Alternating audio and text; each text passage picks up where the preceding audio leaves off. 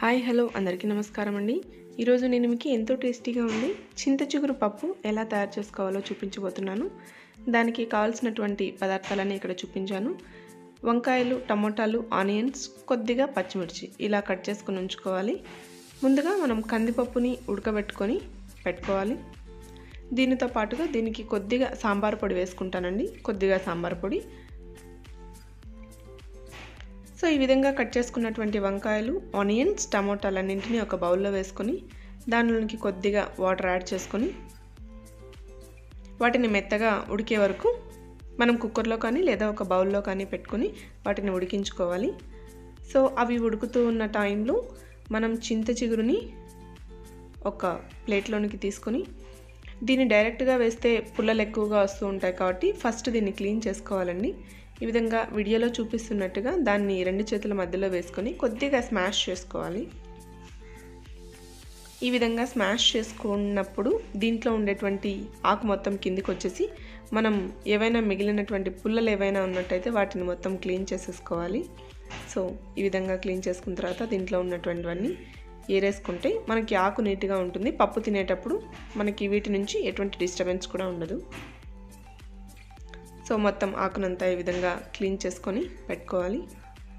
తర్వాత ఆనియన్స్, వంకాయలు, టమాటాలు మెత్తగా ఉడికిపోయాయి. దీంట్లో కొద్దిగా పచ్చిమిర్చి వేసుకుంటామండి. సో ఇప్పుడు ఈ మెత్తగా ఉడికిపోయినటువంటి దీనిలోనికి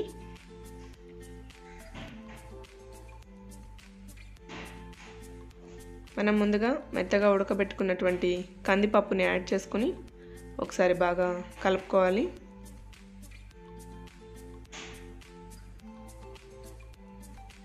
సో ఈ విధంగా కలుపుకున్నటువంటి దానిలోనికి క్లీన్ చేసి ఉంచుకున్నటువంటి చింత చిగురు ఏదైతే ఉందో దాన్ని మొత్తం యాడ్ చేసేసుకోవాలి. ఈ విధంగా యాడ్ చేసుకున్నటువంటి దాన్ని మరి ఇంకొకసారి బాగా కలుపుకొని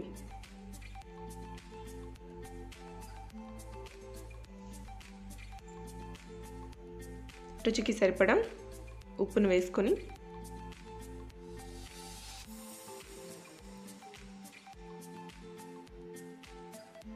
కొద్దిగా పసుపు వేసుకోవాలి.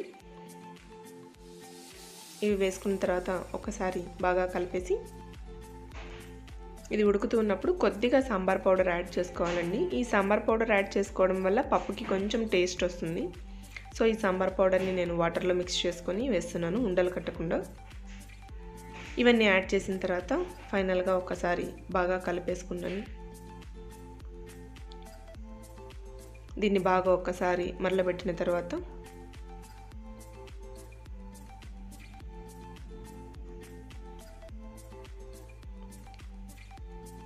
కొద్దిగా కరివేపాకు అలాగే కొద్దిగా కొత్తిమీరని యాడ్ చేసుకోవాలి. రెడీ అయినటువంటి పప్పుకి ఇప్పుడు పోపు పెట్టుకోవడానికి ఒక కడాయి పెట్టుకొని అందులో కొద్దిగా ఆయిల్, 1 టీ స్పూన్ ఆవాలు, కొద్దిగా జీలకర్ర,